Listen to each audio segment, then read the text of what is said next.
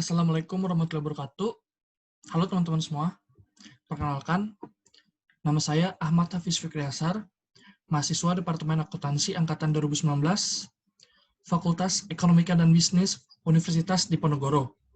Pada kesempatan kali ini, saya ingin memberikan tutorial mengenai sistem basis data dan ERD di dalam MySQL Workbench.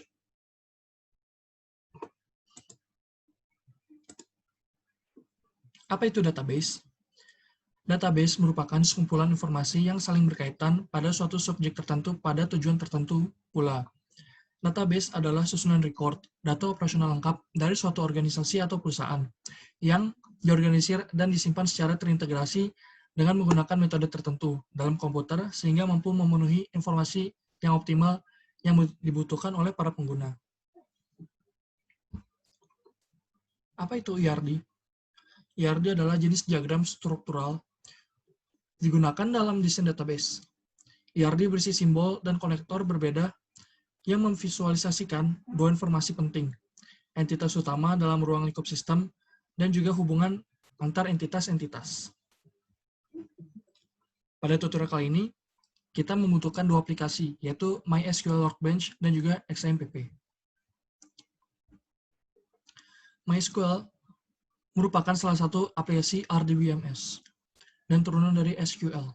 Secara garis besar, fungsi dari MySQL adalah untuk membuat dan mengelola database pada sisi server yang memuat berbagai informasi dengan menggunakan bahasa SQL. Fungsi lain yang dimiliki adalah memudahkan pengguna dalam mengakses data berisi informasi dalam bentuk string atau teks yang dapat diakses secara personal maupun publik dalam web. Lalu yang kedua ada XAMPP. Program aplikasi XAMPP berfungsi sebagai server lokal untuk mengampur berbagai jenis data website yang sedang dalam proses pengembangan. Dalam praktiknya, XAMPP bisa digunakan untuk menguji kinerja fitur ataupun menampilkan konten yang ada di dalam website kepada orang lain tanpa harus terkoneksi dengan internet. Cukup akses melalui XAMPP Control Panel atau istilahnya website offline. XAMPP bekerja secara offline layaknya web hosting biasa, namun tidak bisa diakses oleh banyak orang. Maka dari itu, XAMPP biasanya banyak digunakan oleh mahasiswa maupun pelajar untuk melihat hasil desain website sebelum akhirnya dibuat online menggunakan web hosting yang biasa dijual di pasaran. Nah, di sini ada contoh kasus, bisa teman-teman foto atau screenshot. Jadi contoh kasus ini akan kita interpretasikan ke dalam MySQL Workbench. Langsung saja kita buka aplikasi MySQL Workbench-nya. Oh iya, pertama-tama kita buka aplikasi XAMPP terlebih dahulu. Karena di sini saya sudah mendownloadnya, langsung saja kita buka. Kita start Apache dan MySQL. Hingga ada aksen hijau di belakang nama modulnya. Lalu kita minimize.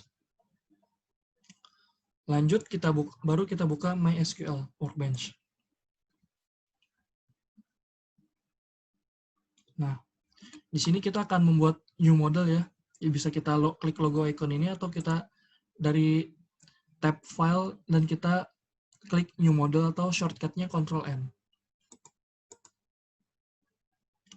Nah, di sini sudah terbuka. Kita klik add diagram karena kita akan membuat diagram baru. Nah, apabila kita buka dari contoh kasus tersebut, di sini sebenarnya saya sudah mengklasifikasikan tabel apa aja sih yang dibutuhkan di diagram tersebut. Di sini ada warna merah, biru, kuning, hijau, dan juga ungu. Berarti ada 5 warna dan berarti 5 tabel. Pertama-tama adalah tabel kasir. Di mana tabel kasir itu data penting yang dicatat yaitu adalah nama, alamat, dan nomor telepon. Langsung saja kita buka di MySQL. Nah, klik icon tabel ini, kita klik lagi. Double klik untuk berubah namanya, yaitu kasir. Nah, di kasir itu data penting yang dicatat adalah nama,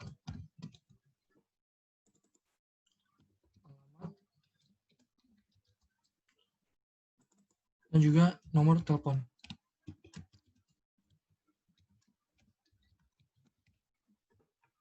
Nah, nama kasir kita ubah jadi varchar jenis datanya. Kira-kira yaitu 50 digit saja. Nah, alamat, karena alamat lengkap cukup panjang, kita rubah jadi 150. Dan juga nomor telepon, karena nomor telepon beragam ya, ada yang 11 digit, ada yang 12 digit, ada yang juga 13 digit, kita pakai 13. Nah, selesai untuk tabel kasir, kita close. Kita bikin diagram lagi. Kita bikin, maksudnya tabel lagi. Nah, kita buka lagi contoh kasus, yaitu yang dibutuhkan kedua itu adalah customer. Nah, di customer ini, kita butuhkan data pentingnya itu adalah nama dan alamat. Tapi kita baca lagi di sini.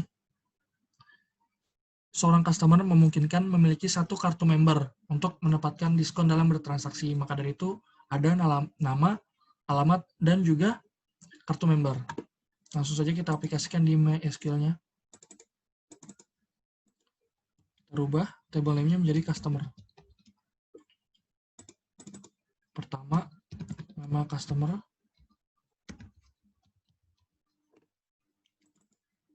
Selanjutnya, alamat customer. Dan juga kartu member.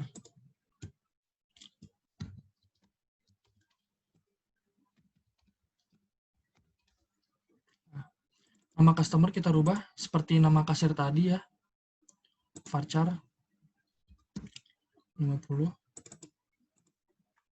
Alamat customer kira-kira 150. Nah, karena kartu member itu adalah memiliki nomor unik seperti nomor ID seperti itu, kita rubah jadi integer. Nah, selesai untuk tabel customer di sini. Kita buat lagi, buat table lagi. Lalu yang ketiga kita buat apa? Itu adalah table transaksi, di mana table transaksi ada tanggal, nama, jumlah barang, dan juga total pemasukan.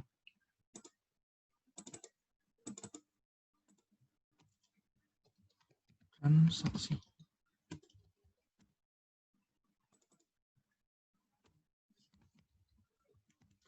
Transaksi kita buat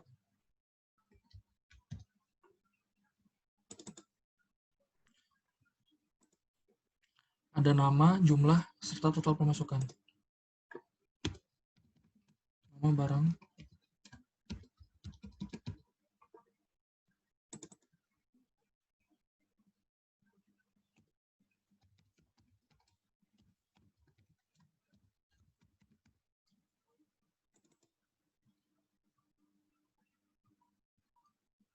Total pemasukan.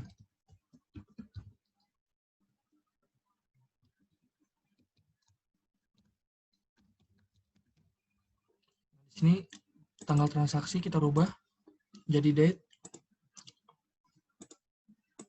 Jumlah barang kita rubah ya jadi integer karena dalam bentuk angka. Dan juga total pemasukan integer. Kita close. Selesai untuk table transaksi. Lanjut lagi. Yang table keempat yaitu adalah table barang. Kita buat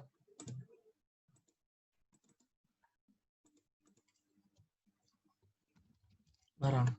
Nah, untuk barang kita butuh apa aja sih kolomnya? Ada nama, merek, jenis, harga, dan stok.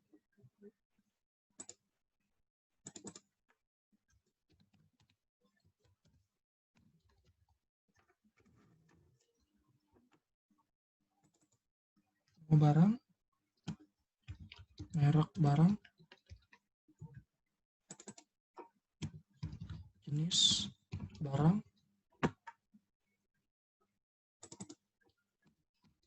harga barang, dan juga stok tersedia.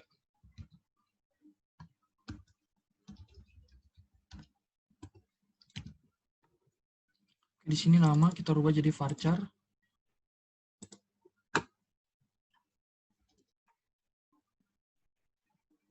Merek barang, jenis barang, dan harga barang ini kita rubah ya jadi integer.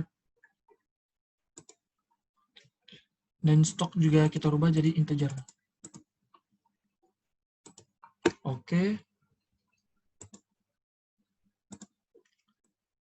Sesuai dengan tabel barang, kita buat lagi tabel baru,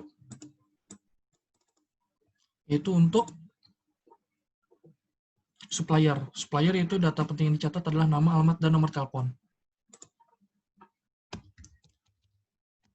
Supplier.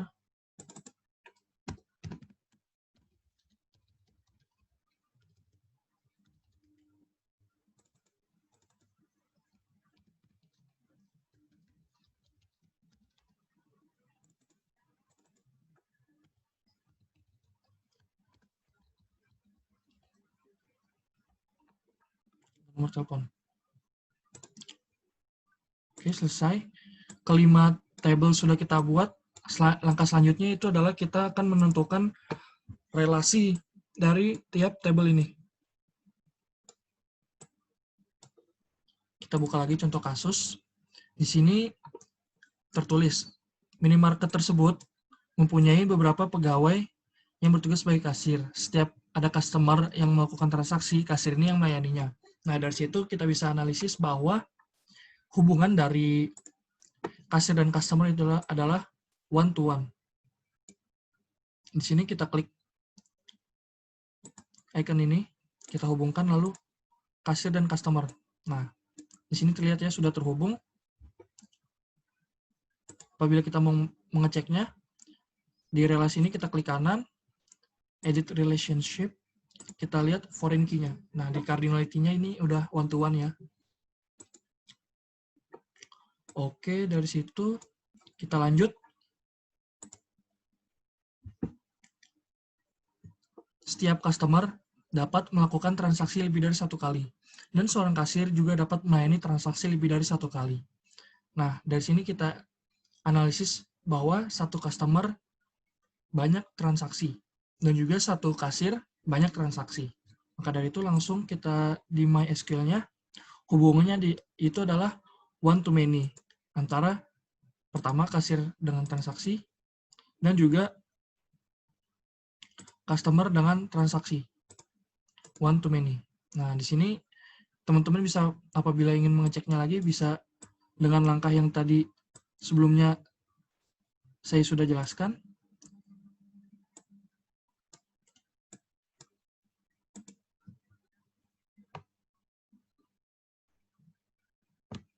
Nah, lanjut. Kita buka lagi.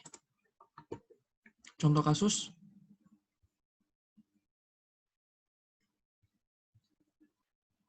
Nah, di dalam transaksi tersebut terdapat penjualan barang, yang mana setiap transaksi kemungkinan terdapat berbagai macam barang dan sebaliknya.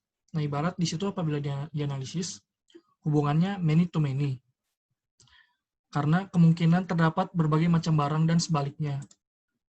Nah, di sini many to many itu ikonnya yang ini ya. Kita klik transaksi.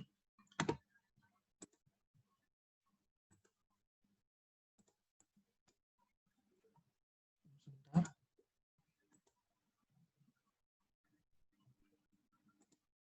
Nah, transaksi dengan barang.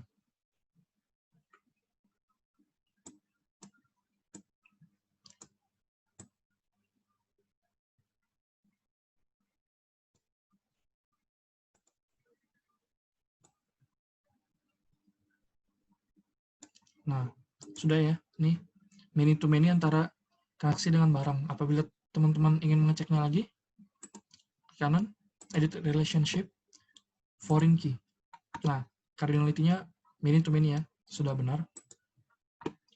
Oke, yang terakhir kita akan menentukan relasi antara barang dengan supplier. Kita buka. Nah, supplier ini bisa menjual banyak barang di minimarket tersebut. Namun, barang yang bersangkutan hanya boleh disediakan oleh satu supplier saja. Nah, maka dari itu hubungannya adalah one to many. Oke, kita klik icon yang ini, one to many. Langsung saja supplier dan barang. Oke, di sini sudah terlihat ya relasi antara tiap tabelnya. Oke, dari contoh kasus tersebut di sini sudah tervisualisasi antara relasinya. Sekian tutorial dari saya sendiri. Apabila ada kekurangan, mohon maaf. Dadah.